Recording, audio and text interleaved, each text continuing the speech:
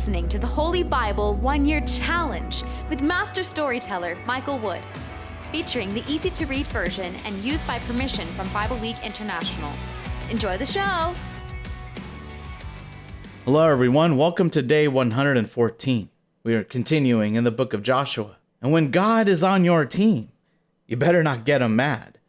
When he's good to you, things go well through divine intervention, like parting the seas or sending a plague on your enemies.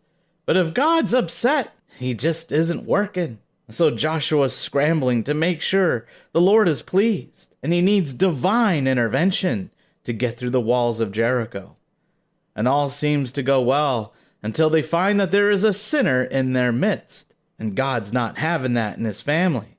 And if God's not happy, God's not working. So Joshua must find and root out the sinner and make an example out of him.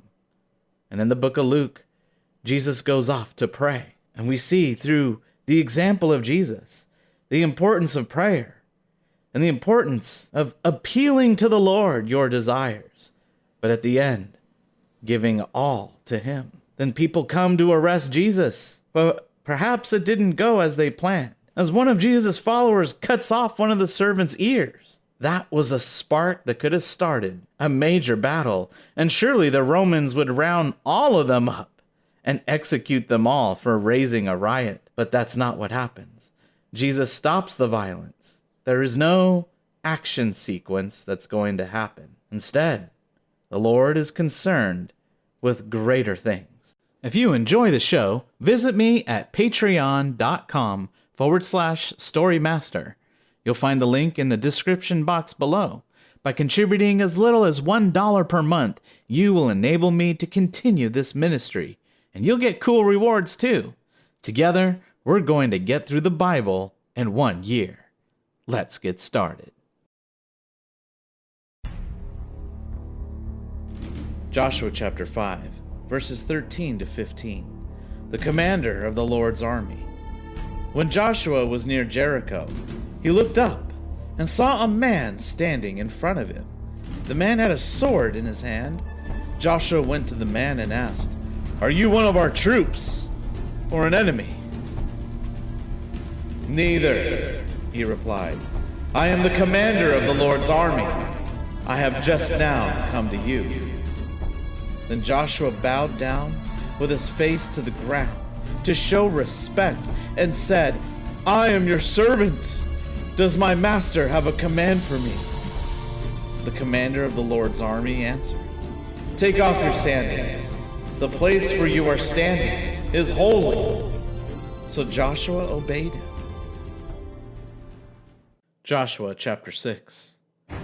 The gates of the city of Jericho were closed. The people in the city were afraid because the Israelites were near. No one went into the city, and no one came out. Then the Lord said to Joshua, "Look, I will let you defeat the city of Jericho. You will defeat the king and all the fighting men in the city. March around the city with your army once every day for 6 days. Tell 7 of the priests to carry rams' horns and to march in front of the priests who are carrying the holy box. On the 7th day, march around the city 7 times and tell the priests to blow the horns while they march. They will make one loud sound from the rams' horns. When you hear that sound, tell all the people to begin shouting. When you do this, the walls of the city will fall down, and your people will be able to go straight into the city." The battle against Jericho. So Joshua, son of Nun, called the priests together and said to them, "Carry the holy box of the Lord. Tell 7 priests to carry the rams' horns and march in front of it." Then Joshua ordered the people, "Now go, march around the city. The soldiers with weapons will march in front of the holy box of the Lord." After Joshua had finished speaking to the people, the 7 priests with rams' horns began marching before the Lord, blowing the horns as they marched. The priests carrying the box of the Lord's agreement followed them. The soldiers with weapons marched in front of the priests, who were blowing the horns the whole time, and the rest of the people walked behind the holy box. Joshua had told the people not to give a war cry. He said, Don't shout. Don't say a word until the day I tell you. Then you will shout. So Joshua made the priests carry the holy box of the Lord around the city one time. Then they went back to the camp and spent the night there. Early the next morning, Joshua got up, and the priests carried the Lord's holy box again. The 7 priests with the rams' horns marched in front of the Lord's holy box. Blowing their horns, the soldiers with weapons marched in front of them. The rest of the people marched behind the Lord's holy box. During the whole time they marched, the priests were blowing their horns. On the second day, they all marched around the city once, and then they went back to the camp. They continued to do this every day for 6 days. On the 7th day, they got up at dawn and marched around the city 7 times. They marched in the same way they had marched on the days before. But on that day, they marched around the city 7 times. The 7th time they marched around the city, the priests blew their horns. Then Joshua gave the command, Now, shout! The Lord is giving you this city! The city and everything in it is to be destroyed as an offering to the Lord. Only Rahab, the prostitute, and everyone in her house will be left alive. You must not be killed, because she helped the 2 spies we sent. Remember, you must destroy everything else. Don't take anything. If you see something you want and take it, you will cause great trouble for the whole Israelite camp. You will put us all in danger of being destroyed. All the things made from silver, gold, bronze, and iron belong to the Lord. They must be put in the Lord's treasury. So when the priests blew the rams' horns, when the people heard the sound of the horns, they began shouting. The walls fell down, and the people ran up into the city.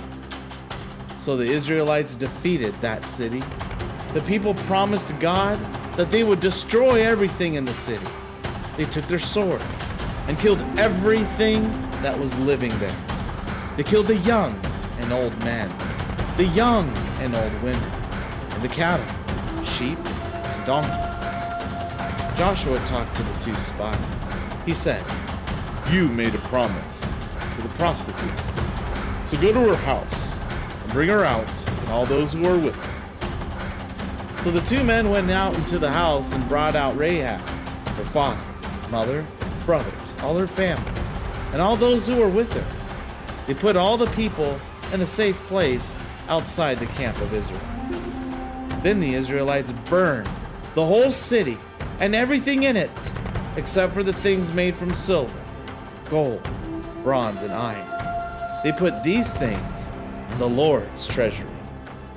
Joshua saved Rahab the prostitute, her family, and all those who were with her.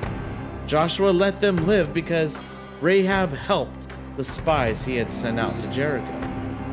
Rahab still lives among the Israelites today. At that time, Joshua made this important promise.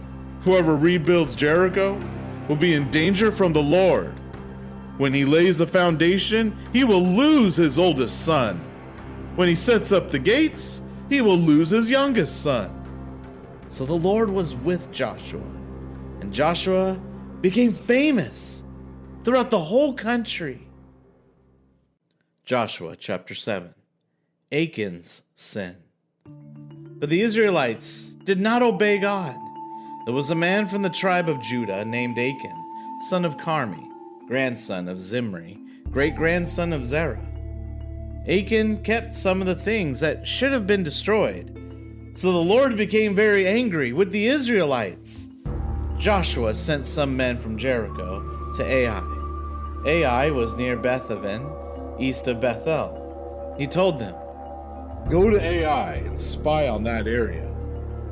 So the men went to spy on Ai. Later, the men came back to Joshua. They said, Ai is a weak area. We will not need all our people to defeat them. Send 2,000 or 3,000 men to fight there. There's no need to use the whole army. There are only a few men there to fight against us.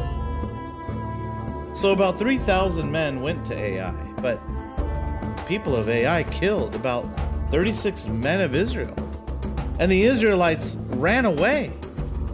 The people of Ai chased them from the city gates all the way to the quarries. The people of Ai beat them badly. When the people from Israel saw this, they became very frightened and lost their courage. When Joshua heard about this, he tore his clothes to show his sorrow. He bowed down to the ground before the holy box and stayed there until evening. The leaders of Israel did the same thing. They also threw dirt on their heads to show their sorrow. Joshua cried out, Lord God, why did you bring us across the Jordan River? Do you want the Amorites to destroy us? We should have been satisfied and stayed on the other side of the river. Lord, there's nothing I can say now. Israel has surrendered to the enemy. The Canaanites and all the other people in this country will hear about what happened. Then they will attack us and kill us all. Then what will you do to protect your great name? the Lord said to Joshua. Why are you down there with your face on the ground? Stand up. The Israelites sinned against me. They have broken the agreement that I commanded them to obey. They took some of the things that I commanded them to destroy. They have stolen from me. They have lied. They have taken those things for themselves. That is why the army of Israel turned and ran away from the fight. They did that because they have done wrong. They should be destroyed. I will not continue to help you or be with you unless you destroy everything I commanded you to destroy. Now go and make the people pure. Tell them, make yourselves pure. Prepare for tomorrow. The Lord, the God of Israel, says that some people are keeping things that he commanded to be destroyed. You will never be able to defeat your enemies until you throw away those things. Tomorrow morning, you must all stand before the Lord. All the tribes will stand before the Lord, and he will choose one tribe. Only that tribe will stand before him. Then the Lord will choose one family group from that tribe. Only that family group must stand before him. Then he will look at each family in that family group, and the Lord will choose one family. Then he will look at each man in that family. The man who is keeping those things that we should have destroyed will be caught. Then he will be destroyed by fire, and everything that he owns will be destroyed with him. He broke the agreement with the Lord. He has done a very bad thing to the Israelites. Early the next morning, Joshua led out all the Israelites. Each tribe came forward to stand before the Lord, and he chose the tribe of Judah.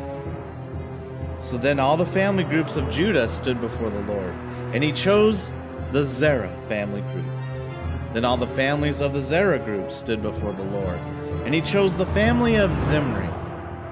Then Joshua told all the men and that family to come before the Lord. He chose Achan, son of Carmi. Carmi was the son of Zimri, and Zimri was the son of Zerah. Then Joshua said to Achan, Son, you must honor the Lord, the God of Israel. Praise him and confess your sins to him. Tell me what you have done, and don't try to hide anything from me. Achan answered, It is true. I have sinned against the Lord, the God of Israel. This is what I did. In Jericho, I saw a beautiful coat from Babylonia, about 2 kilograms of silver, and about half a kilogram of gold. I wanted these things for myself, so I took them. You will find them buried in the ground under my tent. The silver is under the coat. So Joshua sent some men to the tent. They ran to the tent and found the things hidden there. The silver was under the coat. The men brought the things out of the tent and took them to Joshua and all the Israelites. They threw them on the ground before the Lord. Then Joshua and all the people led Achan, son of Zerah, to the valley of Achor. They also took the silver, the coat, the gold, Achan's sons and daughters, his cattle, his donkeys, his sheep, his tent, and everything he owned. They took all these things to the valley of Achor with Achan. Then Joshua said, You caused much trouble for us, but now the Lord will bring trouble to you. Then all the people threw stones at Achan and his family until they died. Then the people burned them and everything he owned. After they burned Achan, they put many rocks over his body. The rocks are still there today. That is why it is called the Valley of Achor. After this, the Lord was not angry with the people. Luke chapter 22, verses 39 to 62. Jesus prays alone. Jesus left the city and went to the Mount of Olives. His followers went with him. He went there often. He said to his followers, Pray for strength against temptation. Then Jesus went about 50 steps away from them. He knelt down and prayed, Father, if you are willing, please don't make me drink from this cup, but do what you want, not what I want. Then an angel from heaven came to help him. Jesus was struggling even harder in prayer. Sweat dripped from his face like drops of blood falling to the ground. When he finished praying, he went to his followers. He found them asleep, worn out from their sorrow. Jesus said to them, Why are you sleeping? Get up and pray for strength against temptation. While Jesus was speaking, the crowd came up. It was led by Judas, one of Jesus' 12 apostles. He came over to Jesus to kiss him. But Jesus said to him, Judas, are you using the kiss of friendship to hand over the Son of Man to his enemies? The followers of Jesus were standing there too. They saw what was happening and said to Jesus, Lord, should we use our swords? And one of them did use his sword. He cut off the right ear of the servant of the high priest. Jesus said, Stop! Then he touched the servant's ear and healed him. Jesus spoke to the group that came to arrest him. They were the leading priests, the older leaders, and the captains of the temple police. He said to them, Why did you come out here with swords and clubs? Do you think I am a criminal? I was with you every day in the temple area. Why didn't you try to arrest me there? But this is your time, the time when darkness rules. They arrested Jesus and took him away to the house of the high priest. Peter followed Jesus but stayed back at a distance. Some people started a fire in the middle of the courtyard and sat together. Peter sat with them. A servant girl saw him sitting there. She could see because of the light from the fire. She looked closely at Peter's face, then she said, This one was also with that man. But Peter said this was not true. He said, Woman, I don't know him. A short time later, someone else saw Peter and said, You are also one of that group. But Peter said, You're wrong, man. I am not. About an hour later, another man said, It's true. I'm sure this man was with him because he is from Galilee. But Peter said, Man, I don't know what you are talking about. Immediately, while he was still speaking, a cockerel crowed. Then the Lord turned and looked into Peter's eyes. And Peter remembered what the Lord had said. Before the cockerel crows in the morning, you will say 3 times that you don't know me. Then Peter went outside and cried bitterly. Psalm 50, verses 16 to 23. A psalm of Asaph. But God says to the wicked, Stop quoting my laws. Stop talking about my agreement. You hate for me to tell you what to do. You ignore what I say. You see a thief and run to join him. You jump into bed with those who commit adultery. The words that come from your mouth are evil. You use your tongue for telling lies. You sit around talking about people and find fault with your own family. When you did these things, I said nothing. So you thought I was just like you. But I will not be quiet any longer. I will correct you and make clear what I have against you. You people have forgotten God. Understand what I am telling you, or I will tear you apart, and no one will be able to save you. Whoever gives an offering of thanksgiving shows me honor, and whoever decides to do what is right will see my power to save.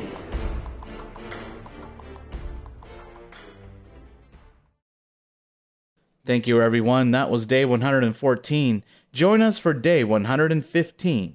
Joshua's on a new mission to take out the king of the city of Ai. But this doesn't go unnoticed, as all the kings west of the Jordan River decide to band up to get Joshua once and for all. And in the book of Luke, Jesus is mistreated by the guards and is brought before the religious leaders. Then he's questioned by Pilate. And from a Roman perspective, you'll have to find out what Pilate decides to do about this Jesus of Nazareth.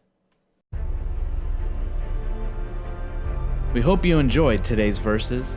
Be sure to leave us a positive review and to share this podcast with your friends and family. Please join us for the next episode as we experience the Bible in 1 year.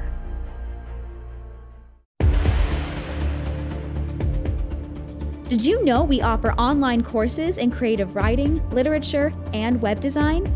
Visit us at storymaster.online to learn more.